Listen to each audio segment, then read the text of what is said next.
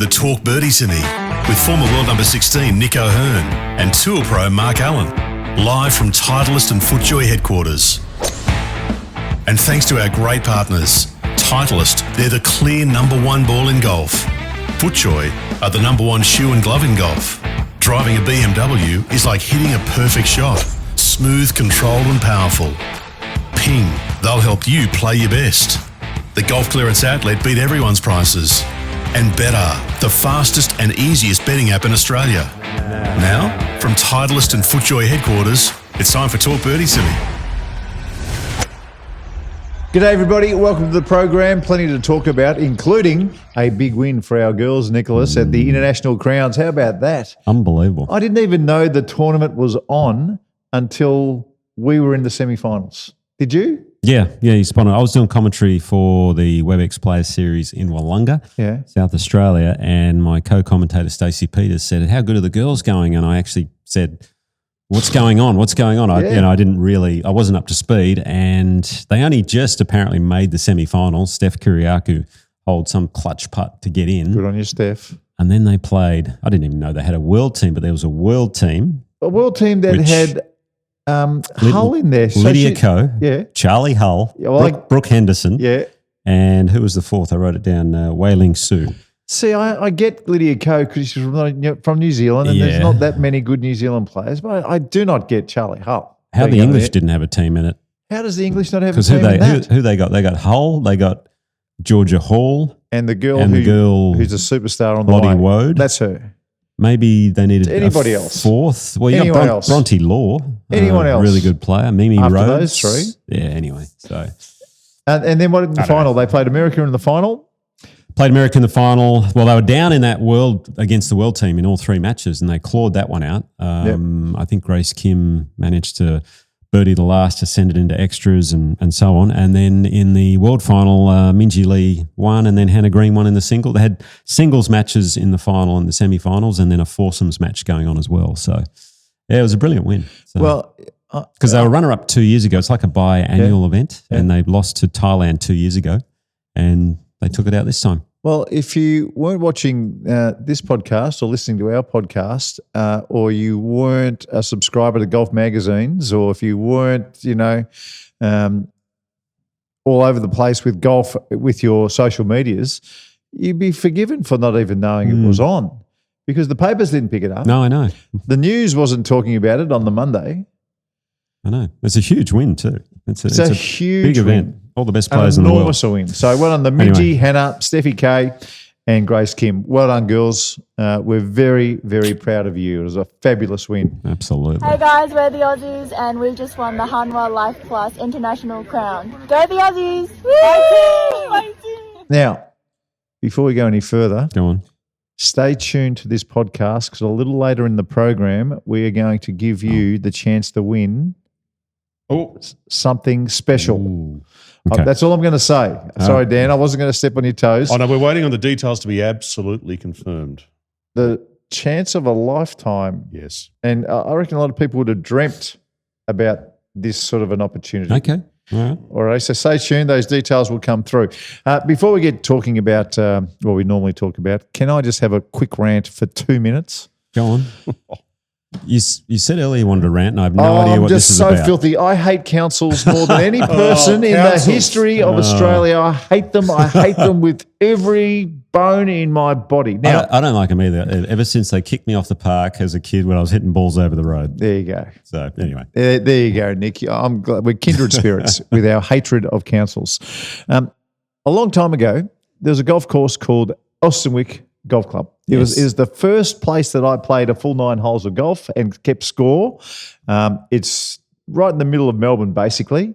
And that golf course was left to overgrow, and it was no good. Okay. Today it's been taken over by the council.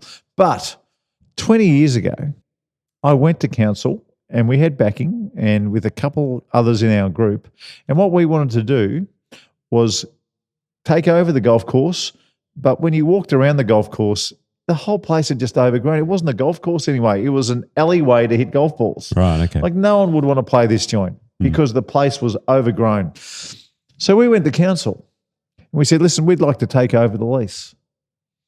We're going to build a little driving range over here. But what was important was that we look after the golf course by clearing some of the trees to give people room to play golf.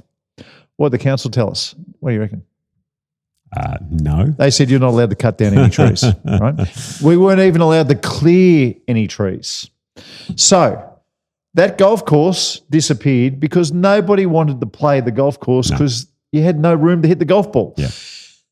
They've turned it into a wetlands, all right? I was wondering what they did with it, yeah. I mean, drive past that area quite a lot, but I never really look over and see what's going on. That's right. So, you know where wetlands thrive? It's when they're naturally wetlands. It's where it happens naturally. They have created a fake wetlands. Don't worry about that. That's not the story. Okay. Create your fake wetlands if you like, council. I don't care. Go your hardest. But you know what they've done? Cut down all the trees. They've cut down all the trees for their wetlands. So you can't cut down the trees to make a golfing experience better, but you can cut down the trees to create a fake wetlands. So my advice to anybody who is on a golf course committee, don't listen to council. They are rotten, dirty dogs. And they are... If you want to do something to make your golf course better, they will say no, given the opportunity. If they want to do, they can do whatever the hell they want. Oh, God, I was so angry when I saw that. Nick, that was about 3 minutes, so that's too far. Right, that'll do. No, it's okay. That'll do. Anyway, right. councils, I get your point. I just can't stand them. Hey, Nick, they're crooked. We need to move on. He's going to keep going. I've heard Mark talk about councils before. That'll do. I know you want to talk about Yani Tseng and what she has done, because I remember Yani Tseng winning a couple of Australian Opens back to back, I don't know, 15 years ago. And she was going to just redo the world of golf, but then she disappeared. Now she has appeared. And in the most amazing circumstances as well. She, for those people who don't know, Yani Tseng, from Chinese Taipei, a legend of a golfer. She was number one in the world for over 100 weeks in a row, I think. She won 5 majors, was like player of the year a few times. This is going back around 2008, 9, 10, 11, 12, around that sort of time period. And then all of a sudden her game just slowly deteriorated. Like she lost a long game. And she played okay for a little while, but it was just a slow deterioration. And then her putting went with it. And then she built her game back up, and over, I think through COVID, and she had some injuries. She took 2 years completely off. And then when she came back, she was hitting the ball great again, but she couldn't putt. She had the yips, and it was self-admitted. She said, I got the yips. So her coach, a guy called Brady Riggs, said, I've got one last option for you. They've exhausted every other option, one more thing to try. And he ordered the same putter that she used in left hand. Left-handed. And she went left-hand. As soon as she got over the putt left-handed, this is what I was reading the other day, she said, I'm not scared of 5-footers anymore. There we go. I've got no technical thoughts. Away we go. So she's a kindred spirit because I putt right-handed now these days. Obviously, I did it because they brought the anchoring ban in because I used to use a broomstick putter.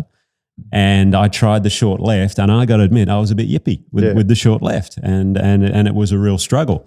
And then I just started experimenting and played 9 holes one day for a bit of fun, and Nico Who was sort of created.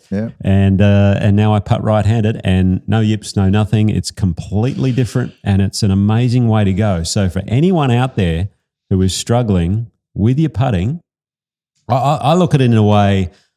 And I've written about this in my book and in my videos about what your dominant hand is. Because if you give 2 balls to people, you put one in each hand, and you go, okay, which ball would you roll it to the hole, with your right or your left? That's your dominant hand. For me, it's my right, because I'm one hand right-handed. So this sort of motion here with my right hand, where to the audio listener, I'm sort of rolling a ball with my right hand, which is like putting right-handed, feels very, very natural for me. So for golfers out there who struggle with the putting and they're a bit yippy, and you go, well, hang on, I'd actually roll a ball with my opposite hand to the way I putt.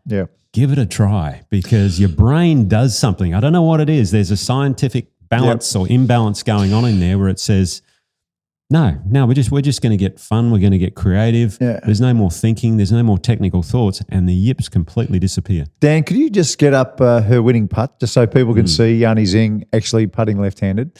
We'll get that in a tick.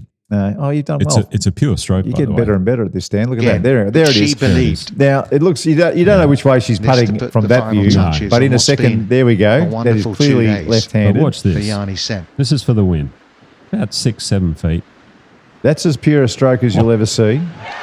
It's the rebirth. And a right to of left one of putt the for a lefty is greatest. not an easy putt. That's right. She's hitting the putt that breaks away from her, which is always the tough one.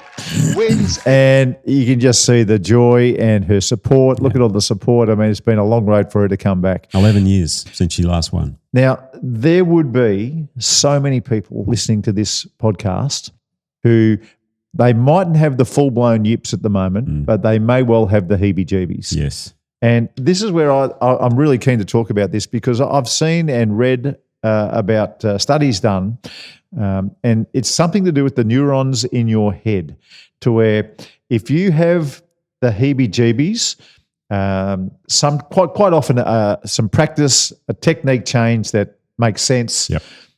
can get rid of the heebie-jeebies. Now, I've got my hand up. At one stage when things were going bad with me, I had the heebie-jeebies with anything under 3 feet. I made a technical change, which was a different grip. So I actually put my hand, I had the shaft on a really high angle and held the higher hands, basically. for higher hands. Yeah. Yep. So I wanted to feel like Steve Stricker. Yeah. That was the way I thought. I want to feel and putt like Steve Stricker. So that was a grip change, a setup change. And I put the ball forward, my head behind the ball, much like the way that you tell people to putt. And with good practice, the heebie-jeebies were gone, and I'm still putting reasonably well today. Beautiful. So that was good. But not everybody has the capability or the time required to get past the heebie-jeebies. Yeah. And when you read about the studies and the way that your brain neurons work, if you've got the full-blown yips, you have to do something so incredibly different to get rid of it. Now, Very much so. I'm really interested to hear what you're talking about because you're a right-handed person. You would roll the ball. If you were putting a left-handed, you'd probably putt like Phil Mickelson does because he's a right-hander putting left-handed and he drags the putter through impact to where you are now going the other side of the ball and are releasing the putter face. Yes. So it's completely different. If I ever do putt with a short left-handed putter, Yeah. I have my right hand low because I want my dominant hand, my right hand, to be controlling the stroke. Yeah. And then that's what I feel as a lefty, Yeah. if you know what I mean. But as a right-hander, it's almost the opposite for me because I just feel that right hand is just going to – I almost use a bit of wrist when I putt right-handed, which is so strange. The hardest change – I actually see you actually load the putter. Yeah. I kind of let it open it up and then just release it through. You load the putter on the backswing, which is the way Which is Tiger putts. Old school. Yeah, old school. Tiger putts like that. Now, the biggest change, because I've mentioned this to people, I've converted a few people, and they always say to me, and the hardest thing, it happened for me as well, the first thing, because I've stood over the ball for so long looking to the right as a lefty, as soon as you look to the left, you go, I got no idea where I'm aiming. That's right. Absolutely no clue. And So in a how long way, did it take? that frees you up. Yeah, okay. Because all of a sudden you're not so precise anymore. You just kind of think, well, I must be aiming somewhere over there. I'll just stroke it. So you forget about the stroke. You become a plonker. You just start plonking the putter down, Nick. Yeah, maybe.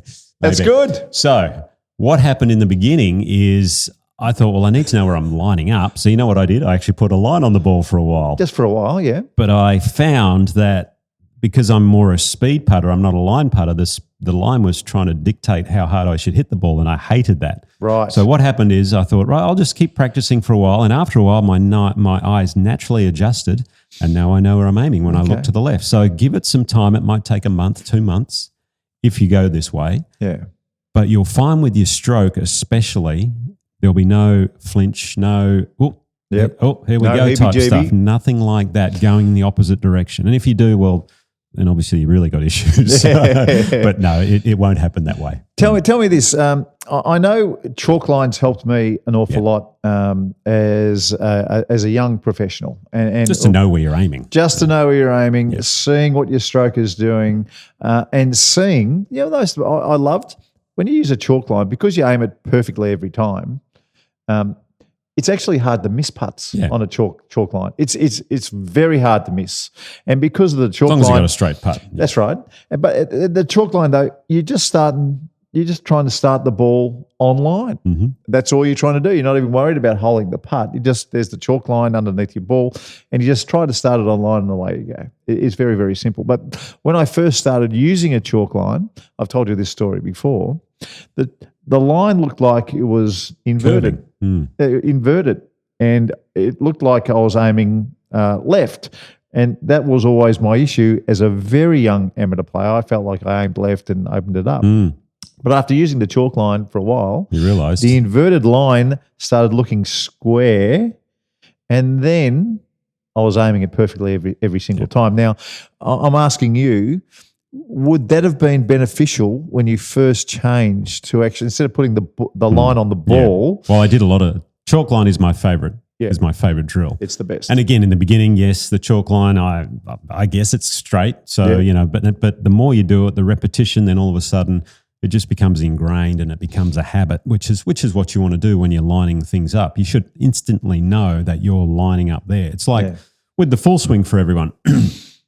Most errors occur on the golf course because people aren't lining up correctly and they don't know it because they don't practice it. Because on the range, what you need to do is put some alignment sticks down so you know where you're aiming so that when you're hitting balls on the range, as you look up, well, that must be where I'm aiming because that's where the sticks are showing me. And after a while, it just becomes ingrained. Same thing on the practice putting green. So it just takes a little bit of time. It's funny you say that about when you look up first. When you actually practice with a stick, or if you practice and you're very set in where you are going, that first look, you always look exactly at the target. Yeah. Sometimes on the golf course, let's say a tee points you in a different direction. So tees can point in the wrong direction and they can mess with your head a little bit. If you've done the practice the right way, if you ever set up, have your waggle and look up, go, oh, hang on, I've got to look over there a little bit. And you know straight away you're wrong. Yeah. And that's when you back away and start again. That's when you back away and start again. But that comes from good practice. With alignment sticks. And this is just as important when you're putting, folks. I mean, if you are not aiming where the ball starts, then you're really pushing shit uphill. Well, basically. The good thing about putting is two wrongs do make a right sometimes because if you hit on the wrong line with the wrong speed, it can go in. That's true. One right and one wrong doesn't work. That's good right. speed with bad lines not going to go in. Anyway. Doesn't go in. Have you ever tried left-handed putting out of interest? Yeah, I have tried, but you know what I felt? I felt like my right hand was dominant and there was no flow through impact. There you go. Okay. Now, I've always been, my putter face opens up, comes back to the ball square and then closes just a little bit, not as much as some of the better players tell you to, but just a little bit.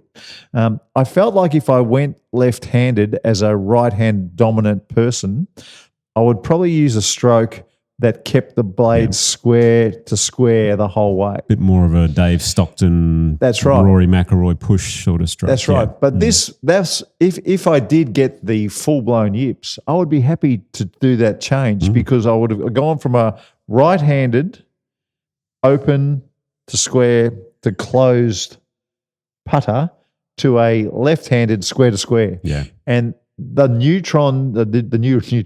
neurons in my brain would be doing something so totally different that maybe those heebie-jeebies would be a fair chance of disappearing. Well, I think with the yips, look, basically you get the 3-footers. It's usually short putts where people have the yips. Yeah.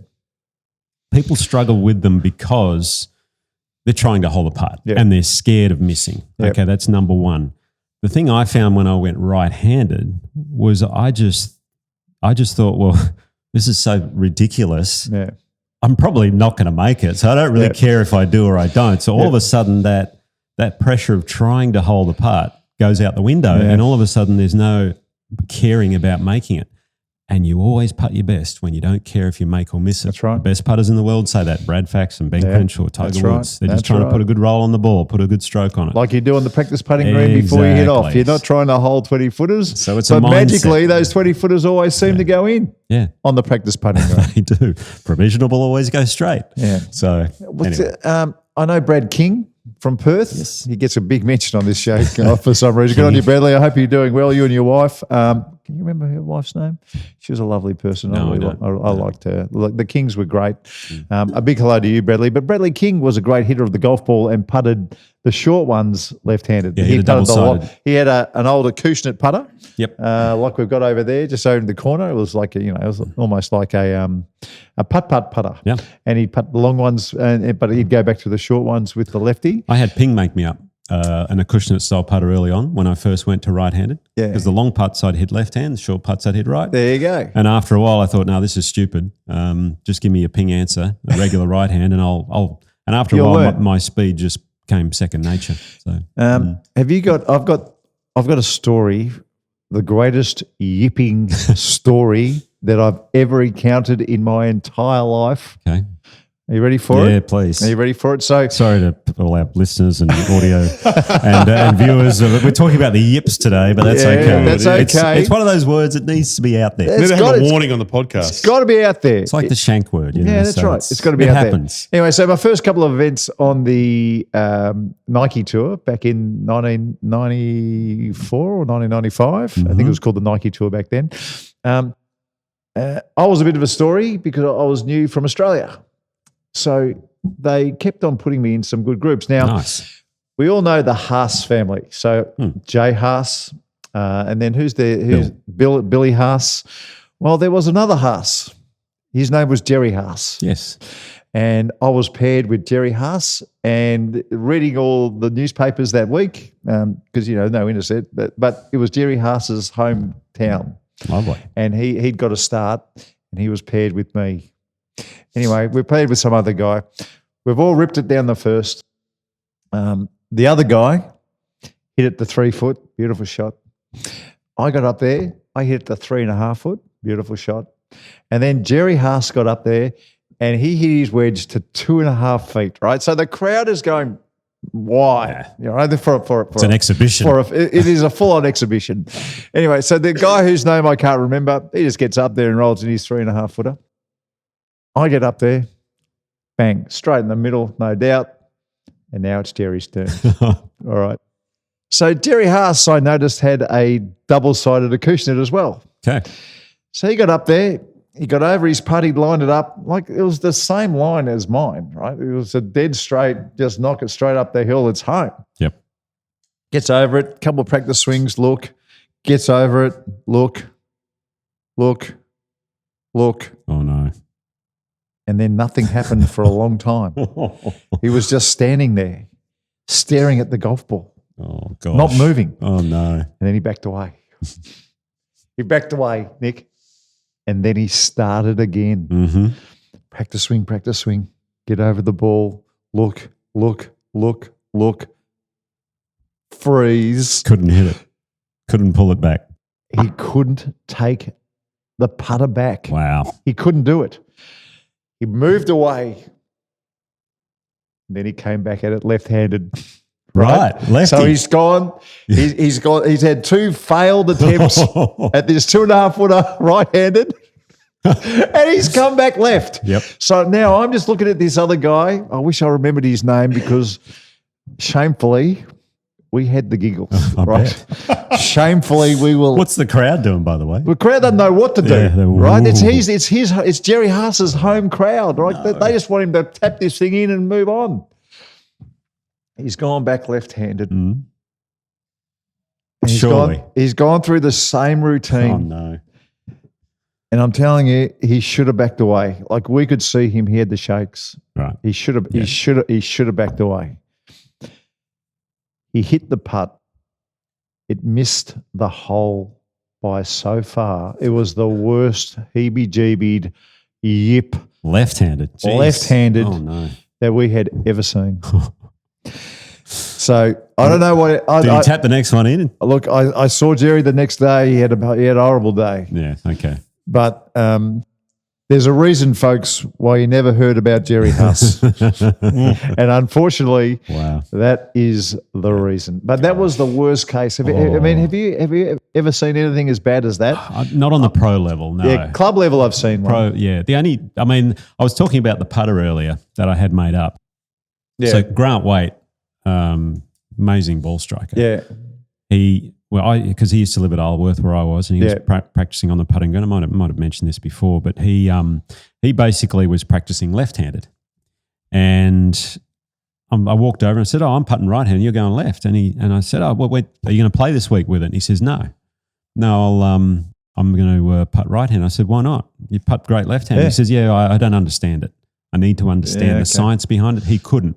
So he borrowed my putter because I said, "Well, take my putter. If you feel like switching midway, give it a go." Yeah. I've never seen my putter again. So, Grant, I want that putter back because it's a one-of-a-kind that Ping made up for me and I don't know where it is. So, Give it back. Please anyway. give it back. I just thought of one. Before we got another segment, we're going to move along. But Lucas Glover.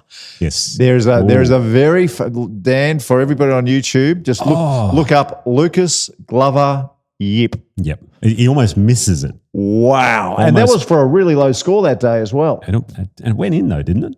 It was like a 1 foot putt though, I don't know. It was the most horrific one. There's another one, Dan. I've just saw another one. Oh, gosh.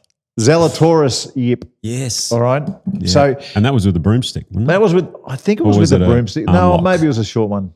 No, he ended up with the broomstick. He did, yeah. So now, if you do have the heebie-jeebies, you might want to switch off to just listening to this on the audio. Yeah. But Dan, you'll find those two. Yeah. We'll play them. We'll put them up. Because gee whiz, I mean they're the horror yips that you just never want to talk about. All right, let's get on to something positive. Touch wood. Yes. Touch wood. Let's get on to something positive. Someone who does not have the yips and is an absolute driving machine is Michael Brennan. Well, did you see that? Yes. Well, this is to do with my BMW Touch of Class this week. Okay, right. Oh, there you go. Good timing. Driving a BMW is like hitting the perfect shot. Well, that is pure magic.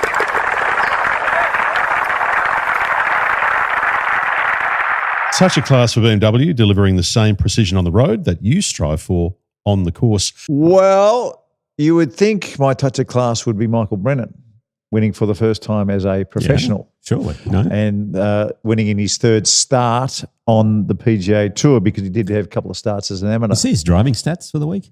Now, you've played in Utah. I've never been to Utah. Is it Actually, I haven't. Is it at elevation? It's at elevation. But I mean, did you see the course? What a fantastic! Yeah, it looked good. I want to play there. The lava golf course. Yeah, I want to play there. I want to play there with the lava rocks and everything. But on one hole, he hit a drive where everyone's hitting irons. It's 430 yards, a little downhill. 12th hole, his lead might have been cut to 2 or 3 at the time, and people are kind of playing more conservative because it's pretty tight. He stands up there, rips driver. Front edge, like 410 yards. It was the most impressive drive I've ever seen, but he was like plus 7 or 8 strokes gained on driving for the week. Incredible. I did notice for a lot of people are saying the next big thing, but a little bit early, but we know what we're talking about. This swing looks beautiful, the whole lot. Anyway, so well done to Michael Brennan for winning. The driving, I think it was plus 10 shots gained or something with the driving for the week.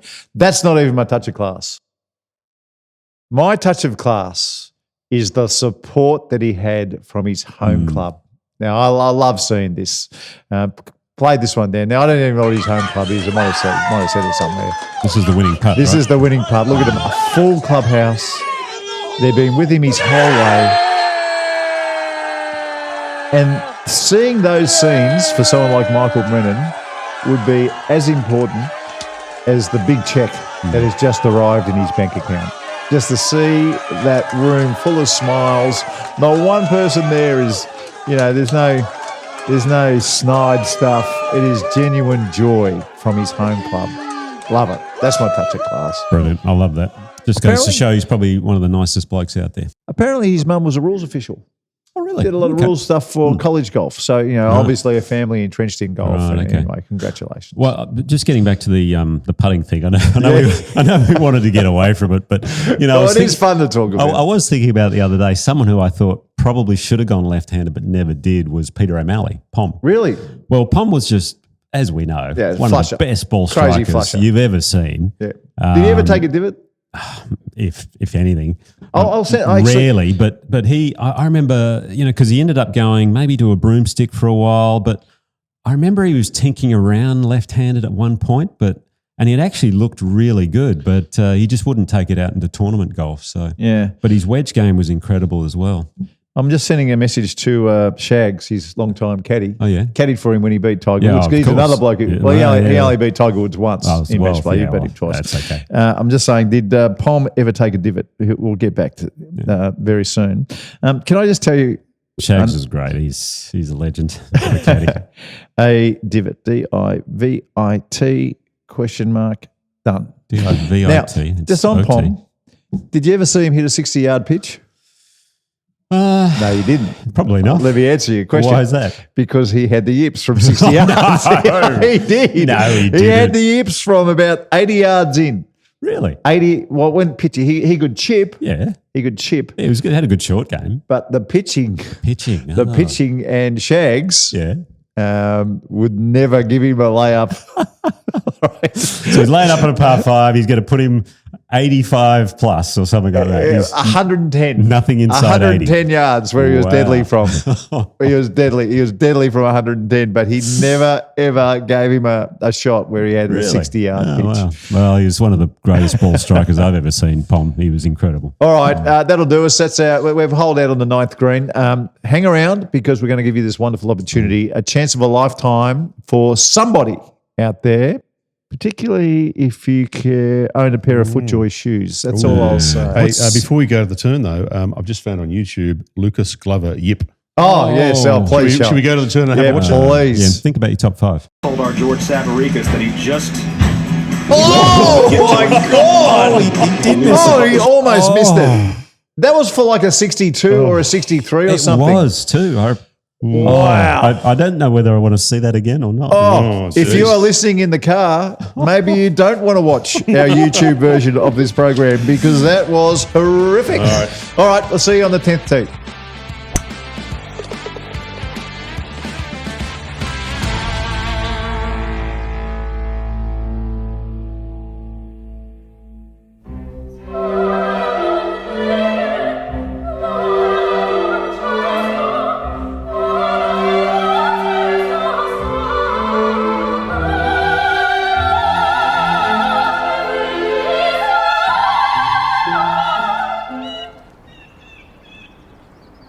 Looks good, man. Dude. Are we in slow motion, too?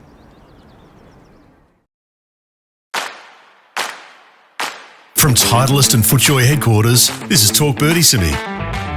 We're here for BMW, luxury and comfort for the 19th hole. Ping will help you play your best. The golf clearance outlet beat everyone's prices. And Betr is the fastest and easiest betting app in Australia. Now, for Titleist, the #1 ball in golf, and FootJoy, the #1 shoe and glove in golf. Here's Nick O'Hearn and Mark Allen. Okay, we're going to tell you about this amazing prize on offer in just a second. But Shags, Peter O'Malley's caddy, has got back to me. So the first message I sent to him in the break was, did Pom ever take a divot? And the answer came back, no. I had the same shoes for 10 years because he never missed the fairway as well. There you go. Just brushed the top of the grass. So no, he never took a divot, ever. Then I sent him this message. How often did he hit a pitch from 60 yards? Because I said that he had the yips from 60 yards. And he didn't answer anything back. So I called him and he said, what are you talking about, you idiot? He had a very good short game and he never missed a shot from 60 yards. So that must have been in my imagination somewhere. So, Pom, I apologise. You must have seen him duff one for or that something. dispersion. But you weren't a good putter, Pom, let's face it. Wow. You should have putted left-handed, Pom. But everyone loves you, Pom. Everyone loves you. Everyone loves you. You pot shot in councils, you pot shot in Pom. And can I just say, he still has the greatest, Peter O'Malley, the greatest finish to a tournament. In living memory, where he played the last 5 holes at Glen Eagles to win the Scottish Open in 7 under. To beat Faldo, I think Monty, which you would have loved. Yeah, that was nice. Yeah, that was nice. So I think he finished eagle, birdie, birdie, birdie, eagle to pinch the Scottish Open. Crazy. You don't do that if you've got the yips, Pom. Well done, mate. No. Hey, you know how I reached out to Monty to see if we get him on the pod? And what happened? No response. No response. Still surprising. Still no reply. It's kind of a relief. Appreciate it. Okay, let's talk now. Folks out there, if you've got yourself a pair of FootJoy shoes, what we want you to do is we want you to take a picture of yourself in your FootJoy shoes. I've got the new FootJoy courts. Oh, mate, so do I. Look at these suckers. Hey. The new FootJoy court. I'm not sure they're in pro shops yet, but they will be soon. They are superb. They are nice. And you can wear them to the office, and you can wear them to the races if you're a little bit fancy. And You're you fancy. you can wear them playing golf as well. So FootJoy court, be on the lookout I don't for them. think they're golf shoes though, are they? They're more casual. They're casual, but you can definitely play golf in them. Okay. All right. Has your pair turned up yet, Dan? No, they haven't. No. That's a shame. Would they go well if you were playing in a tournament? Well, yes, they would. So if you own yourself a pair of FootJoy shoes, what we want you to do is take a picture of yourself playing golf in your FootJoy shoes. Tell us a bit about your handicap and which golf club you play at, and you will then go into the draw to win a spot at the Victorian PGA Championship. So it's a Pro-Am, the Victorian PGA. And thanks to FootJoy and Tim Snow, who is the defending champion, by the way. He won it last year. He won it last year, believe and he's giving his spot up. So he's not going to defend. No. He's playing. You'll be in his group. Oh, you'll be in Tim Snow's group. You'll be in Snowy's group. That's even better. So you're guaranteed to get a really good player if you're in Tim Snow's group. So this is enormous, Nicholas. Handy to know the FootJoy guy too. So. Yeah, that's right. You're playing with Mr. FootJoy Australia.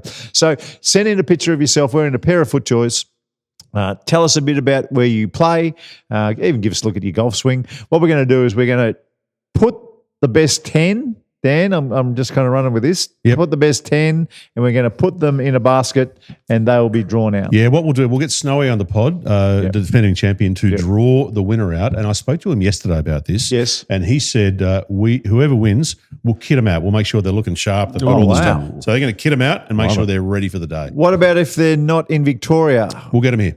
We'll fly you down. So if you're in Victoria or in Melbourne, you're sorted, obviously. Yes, you're sorted. If you're in Brizzy or Adelaide or whatever, we'll fly you to Melbourne, put you up for a few days, and you're sorted. What about if you live in Swan Hill? So you're in Victoria, but it's a long trip.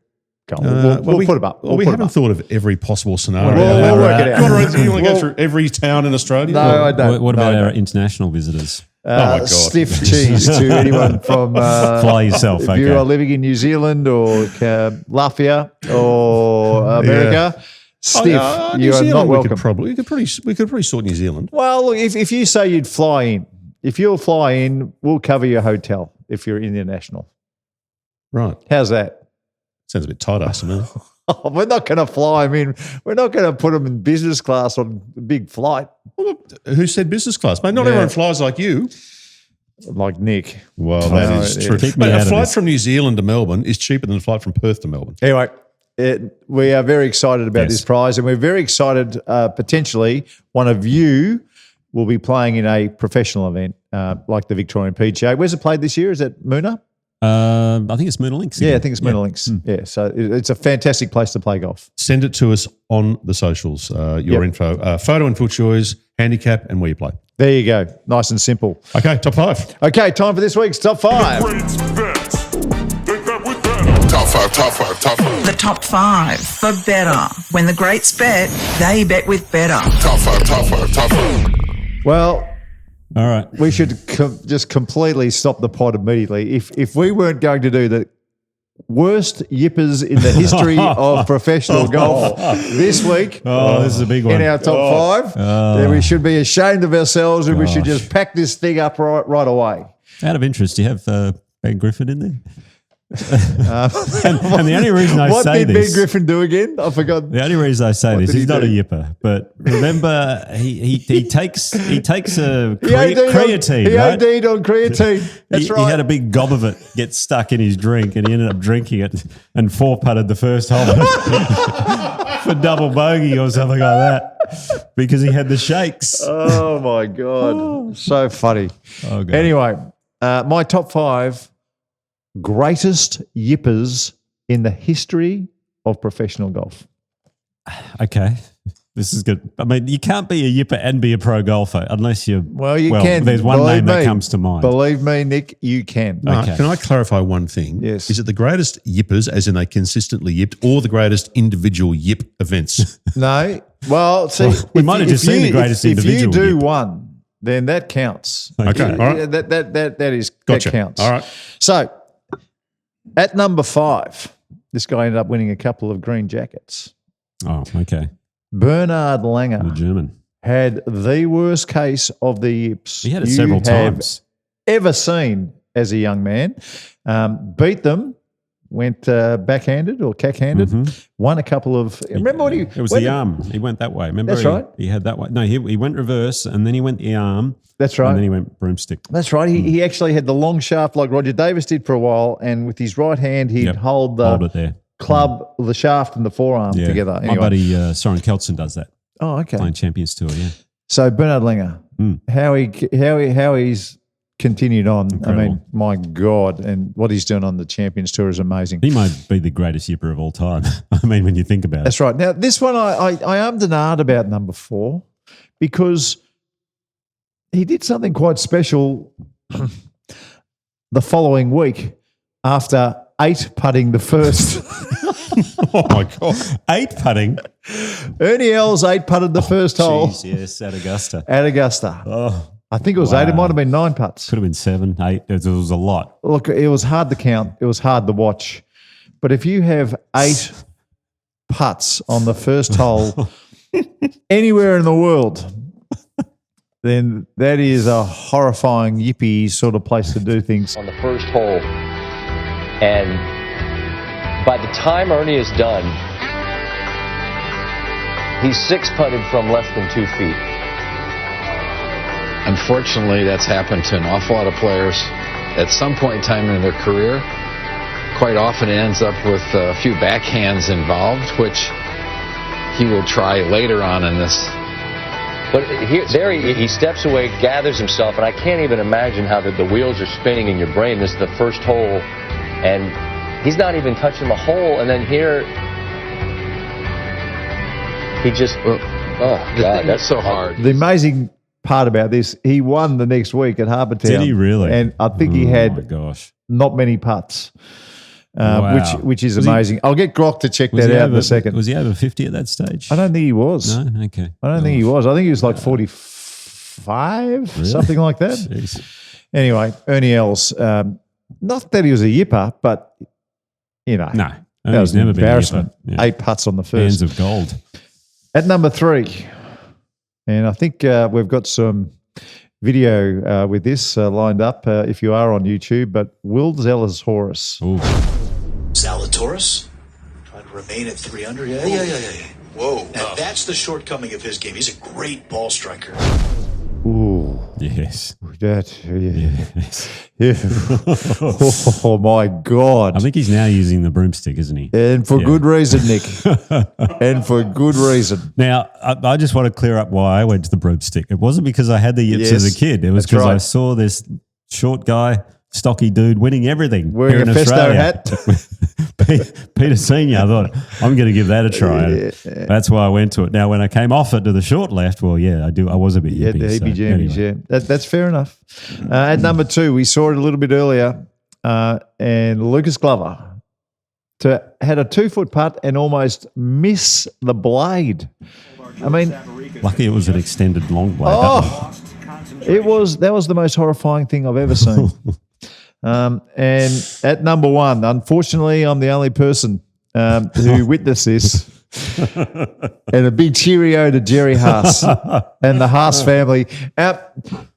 Look, I mentioned this earlier. It was, you know, we were laughing, but we were also crying for Jerry. Yep. But for people who listen to this podcast or watch this podcast in America, if you know where Jerry Haas is, I'd love to talk to him about it. I'm you know, enough years have passed, Nick. It's 30 years ago.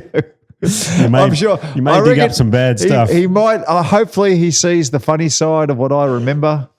But if you are out there somewhere, can you please get in touch with us on Twitter or Instagram or anywhere? We would love to have well, I'd love to reminisce, but I'd love to hear your side of it all and what happened to you not long after that. Good on you, Jerry. We don't mean to make fun, but no. We kind of do. We kind of do. We feel bad. We feel bad. Anyway, let's move on. Ping will help you play your best, maybe. Jerry could have done with a ping putter back in those days. No one yips with a ping putter.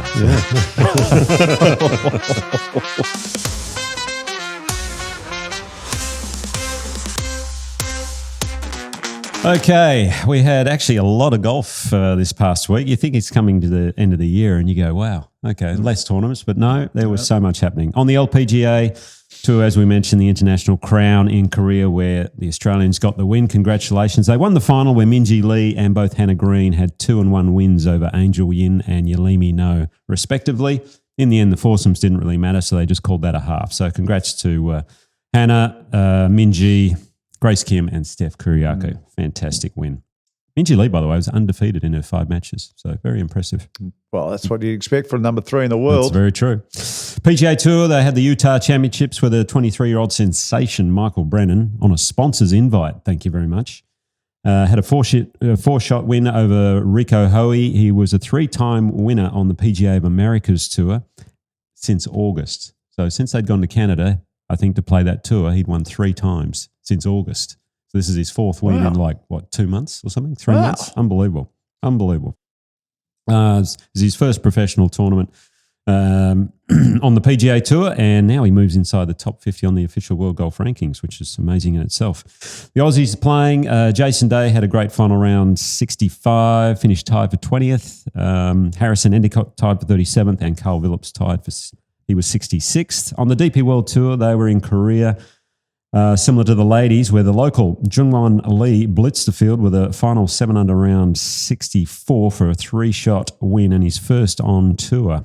He was 3 shots in front of 2 guys, one of my favourite names, Nacho Elvira. It's a great name. It's a great name, isn't it? Yeah, he was tied for second. He bogeyed the final 2 holes, unfortunately. He had a bit of a chance to catch him, but didn't quite finish it off. And Laurie Cantor was also tied for second. Tied for 30th of the Aussies was Adam Scott. Daniel Hillier tied for 38th. Micheluzzi. Here's a story for you. Friday, you got the cut looming. He's on borderline to keep his card. Birdies 3 of the last 5 holes to make the cut on the number. I love these stories. And now he's going to keep his card. Oh! If he'd have missed, there was a chance he was going to not keep his card. That tells you a lot about David Micheluzzi. That shows some stones right Well done, there. lad. So very impressive. The Well other big done. story of the week, American Jordan Gumberg. Did you see this? No. Friday. He's like 125th on the order of merit. Top 115 get in. Yeah.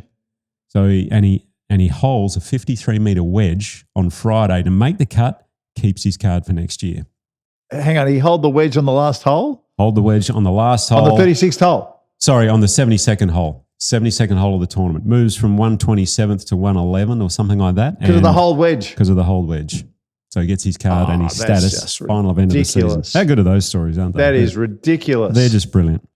Asian Tour, they had the International Series in Philippines where the hometown hero Miguel Tabuena sent the locals into a frenzy with a 3-shot win over the Japanese pair Yasuki Asagi and Kasuka Higa. It was his 4th win on his home course, thank you very much, and he becomes the most successful Filipino golfer of all time. Very impressive. Mark Leishman, best of the Aussies, finished in 6th, and TalkBirdieTome's own Austin Truslow tied for 9th. Hey, very nice. Go, Austin. He's playing some good golf. Very good. This week, they got the Hong Kong Open. You know what that means? Well, it means we're not far off the big one. It means a Masters invite is up for grabs. Oh, that's right. The Hong Kong Open. Yes. That's right. 31 live players are teeing it up, so they're all after that Masters invite. How many live players are teeing it up? 31. 31 live players are teeing it up to try and get into the Masters. Well, a few of them are already talking about. Patrick Reed, Dustin Johnson, I'm sure. Yeah, they're already in, but still. As we mentioned, Yani Tseng breaks an 11-year drought on the Ladies European Tour at the Wistron Ladies Open. She had a 4-shot win over the New Zealander, Amelia Garvey, who has the swing to die for. She's in our top 5 swings, isn't she? Really impressive. Champions Tour, 2nd event of the Charles Schwab Cup. Steve Orker, he's back to where he belongs. The number 1 spot on the Charles Schwab Cup because he had a 7-shot wire-to-wire win over Richard Green, who finished 2nd. So the Aussies and the Australasians had a hell of a week. Cam Percy tied for 5th, And Greg Chalmers tied for 13th. Now, the top 36 players advance to the final event of the season when they play for all the goodies. The Aussies or Australasians going through are obviously Olka. He's number one on the list. Cam Percy, Steve Allen, Richard Green, Mark Hansby, Greg Chalmers and Michael Wright. So they got a big week coming up for them. Remarkable. Yeah, incredible. How many? 6 did you say in the season finale? 6 Aussies and 1 Kiwi. 6 Aussies and 1 Kiwi. That's why they're getting rid of Q School. That's why there's no Q School. Yeah, we've wrecked it. We've destroyed Q School for the rest of the world. Exactly. On the Legends Tour, they had the Italian Senior Open in Europe. Englishman Andrew Marshall got his maiden win over there. Scotty Hand, 4th position. Well done. And he's got that top spot in the Order of Merit locked up at the moment. Locally, we had the WebEx Players Series event here at Wollonga in South Australia, where Matthias Sanchez, who has promised so much, 2017 amateur champion, thank you very much. You know who you defeated in that? Min Woo Lee. There you go. And do you know why I remember that? Why? Because it's a match play final. That's why I remember it. There you go. Hello, people at Golf Australia. Yeah. Anyway, he got his Match first play pro final. win. It was fantastic to see, and I'm really thrilled for Matthias because he's such a lovely young guy. Plays at Royal Melbourne, by the way, 2-time club champion there. Yeah. Australian Open coming up. Yeah. Might just fit his eye, I would say. But he had a 2-shot win over Adam Bland. Good to see Blandy playing well. And tied for 3rd was Blake Windred and Hayden Barron. And the All Abilities, Tom Ryan, who works at Sandy Links. He got the win there, so well done, Tom. And Malaki Marshall defended his title that he won last year in the juniors. So well done to Malaki. Fantastic. He's a little tour pro in the making, that young man. Swings it pure. They got him on camera for a little while, did an interview. I saw his swing on the Very socials. good. It was a beautiful, beautiful really golf swing. And then lastly, we had the Asia Pacific Amateur Championship in Dubai, where the winner gets an invite to the Masters. And the British Open. Yes. There was a 16-year-old Japanese golfer, Taisei Nagasaki, had the tournament record through 36 holes, 17 under, 16 years old. Are you kidding me? Can you believe that? Unbelievable. Unfortunately, he didn't win. He got beaten in a playoff. He had a bad last day. I built it up. Yeah, you did. Oh, hell. But Thai golfer who plays at Arizona State, FIFA Lap. Oh, here we go. FIFA Lap.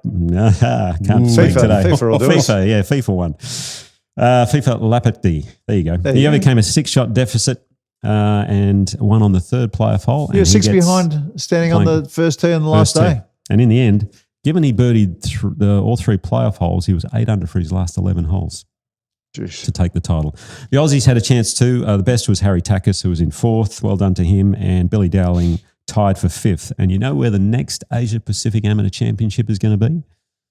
You're going to love this. Peninsula Kingswood? It's across the water to our friends in New Zealand. Not Taraiti, TRI Links. Yeah, that's going to be great. Wait to see that one. And so many people will be dying to see those courses over there, TRI, North and South, and Taraiti. So plenty happening. That's the Ping Global results. Well done, Nick. Hey, just before I said that I was going to check on Ernie Els whether he won the tournament the week after. So I put it in the grok. Did Ernie Els win the week after having 8 putts on the first hole at the Masters? He didn't. Brandon Grace won. But then I followed up. Did he win not long after? Yes, Ernie Els did win just a few weeks later. Wow. So he won the BMW PGA Championship. Hello to our friends at BMW. So he won that in May, which wasn't long after. Yeah, that's right. 6 putting in April. And that was back in 2016 or 2017, something like that. Wow. It did say that he 6-putted. I don't think he did 6-putt. I think Grok's got that wrong. It was a lot. You got that wrong, Grok. I think it was 8 putts on the first. All right, thanks to our friends at Southern Golf Club. Feedback time. Talk Birdie feedback. Thanks to Southern Golf Club. Guys, we'll do a slightly shorter version of feedback today because that yips conversation. Yeah. I knew it would take off. You could. Yeah. It was very funny, very funny. Okay, a couple of comments first. This one comes from Spike in Singapore. Guys, for your information, fall line, which we were talking about last week, is a snow skiing term. It is the steepest, quickest, shortest pathway down a mountain. Right. Oh, that does make sense. It's called the fall line. Right. Yeah. Where you fall and you drop the quickest. Straight down as the crow flies. Still sounds like a movie, but yeah. But I wonder why it's not a ski resort. Well, I don't know. When Michael Cocking comes on, I think he's supposed to come on this week, by the way, but we'll get him on next week. Okay. We will ask him. Yeah. Yeah, we'll ask him. We'll Okay, we're talking about caddies last week, and you had your conversation, Mark, that you were very passionate about, saying you wish the US caddy culture would become part of it'd be nice over if here it was as well. available, yeah. And we had a lot of comments on that. Scara has said, what you've talked about there about playing courses and a caddy being helpful sums up the experience I recently had at Royal Adelaide. I played it through reciprocal rights. I went with somebody else and we had to fumble our way around. I've been very lucky to play some of the great courses around the world. And our top courses, for me, are hit and miss because of what you were talking about. Yeah, that's right. No, it is handy if you're only, especially if you're only going to play it once, to have a caddy and really enjoy the day and know as much as possible. As a matter of fact, I'm playing Royal Adelaide next month. I can't wait. Oh, yeah? Yeah, Oh, I'm going over to see a friend of mine. We've organised through reciprocal rights a game at Royal Adelaide, so I can't wait to report back. Yeah, that'll be great fun.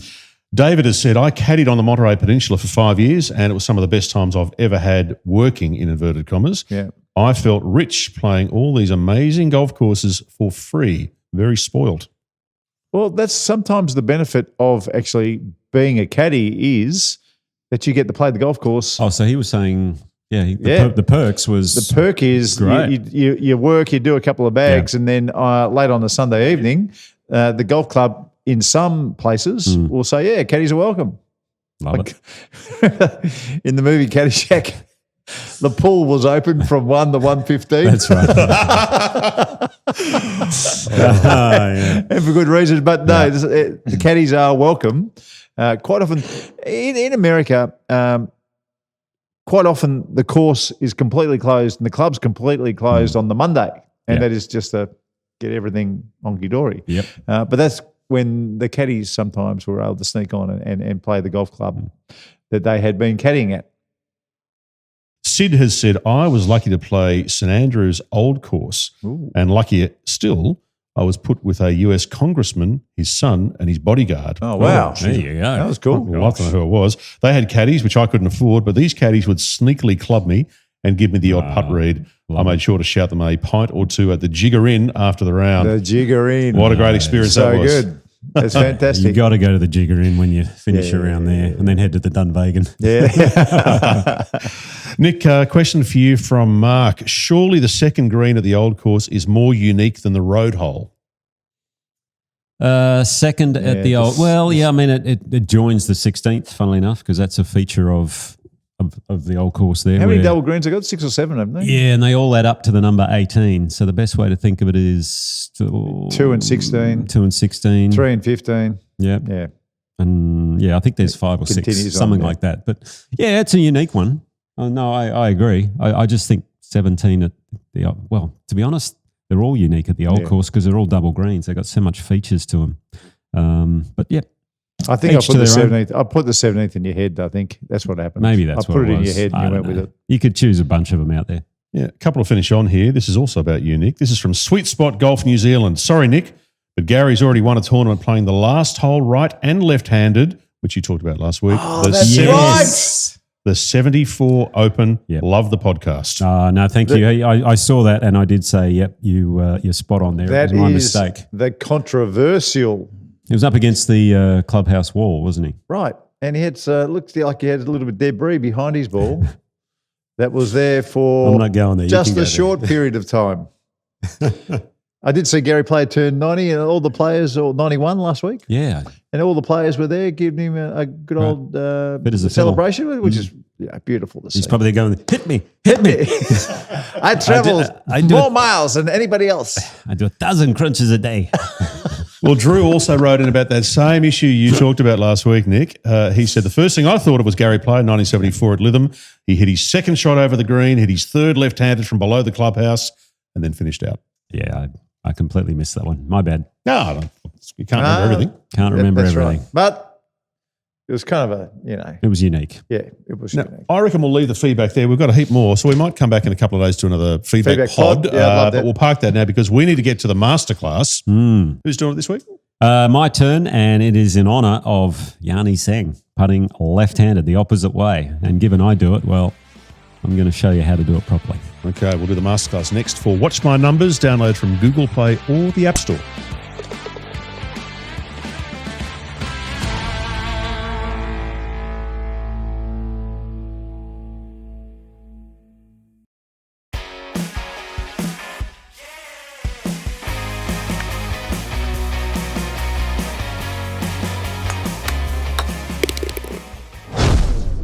what a win it was by Yani Tseng on the Ladies European Tour. And if you watched, she putted the opposite way. Now, that's a kindred spirit for me because guess what? I putt right-handed these days and I play golf left-handed.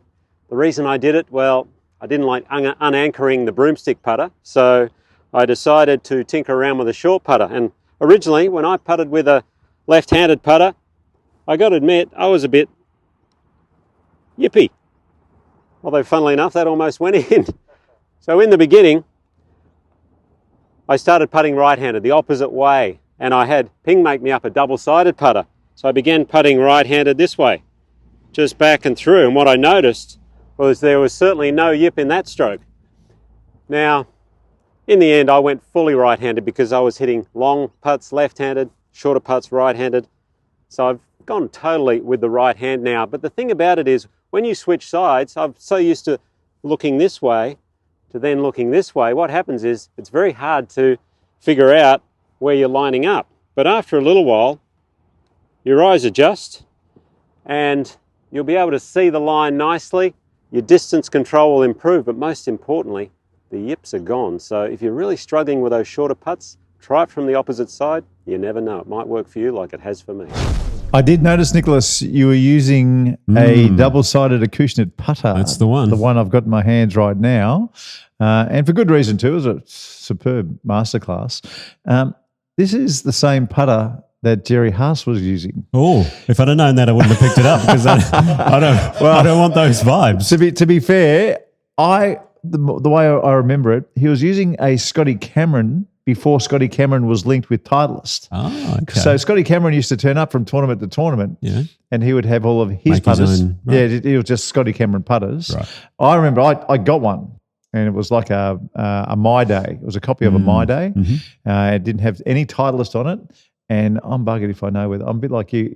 Where that putter is today, I've got no idea, but I wish I still had it. Well, these things, and the reason I wanted to use it, because I could show people, you can actually use these left and right-handed as you go around, like Brad King does or Nota Begay. Yeah, that's right. But more importantly, if Grant, you're watching this, I want mine back. my Ping copy of this. Come on, Grant. Give it back. Yeah. Anyway superb stuff. Look out for that feedback podcast because it's going to be a ripper. And don't forget, send in those photos on our socials. You earn a pair of FootJoys. Tell us about your handicap, where you play. Put a golf swing on there if you like. And maybe you'll be playing at the Victorian PGA. We'll catch you next time. Talk Birdie to Me with Nick O'Hearn and Mark Allen comes live from Titleist and FootJoy headquarters. And thanks to our fantastic partners, Titleist is the clear #1 ball in golf. FootJoy, the #1 shoe and glove in golf. BMW, luxury and comfort for the 19th hole. Ping, they'll help you play your best. Better, the fastest and easiest betting app in Australia. And the Golf Clearance Outlet, who beat everyone's prices. Wherever you listen or watch, we'd love you to subscribe and maybe leave a review. Talk Birdie to Me's executive producer is Dan Bradley at Kaizen Media, with sound design by Daryl Misson at loudzebra.com. And now from Titleist and FootJoy headquarters, that's been Talk Birdie to Me.